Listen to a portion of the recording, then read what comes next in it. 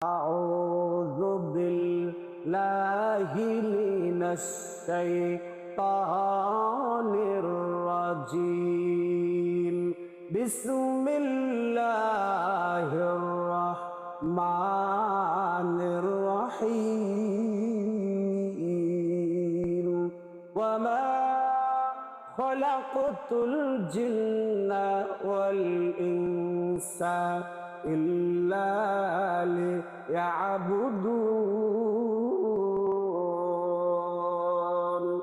আল্লাহ রাব্বুল আলামিন কুরআনুল কারীমের ভিতরে तमाम পৃথিবীর লোকদেরকে আমার আল্লাহ স্পষ্ট ভাষায় জানিয়ে দিলেন।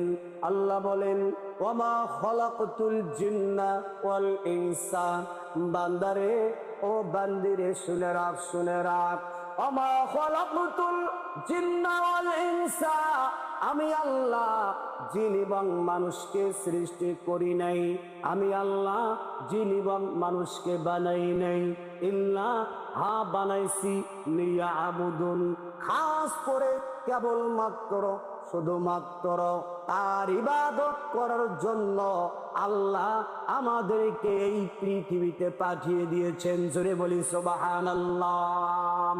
আমার ভাইরা, শুধু তাই নয়, এই আয়াত দ্বারা আমরা বুঝতে পারলাম আল্লাহ রব্বুল আলামিন ইবাদত করার জন্য, তার জিকির আজগার করার জন্য, তার শুকরিয়া আদায় করার জন্য, তার গুণকীর্তন গাওয়ার জন্য কেবলমাত্র শুধুমাত্র তার ইবাদত করতে হবে। তার ইবাদত ছাড়া অন্য কার ইবাদত করা যাবে না। কোনো পীরের দরবারে যাওয়া যাবে না, কোনো মাজারে যাওয়া যাবে না, কোনো গাউসিয়াদের কাছে যাওয়া যাবে না, আল্লাহর ইবাদত করতে হবে।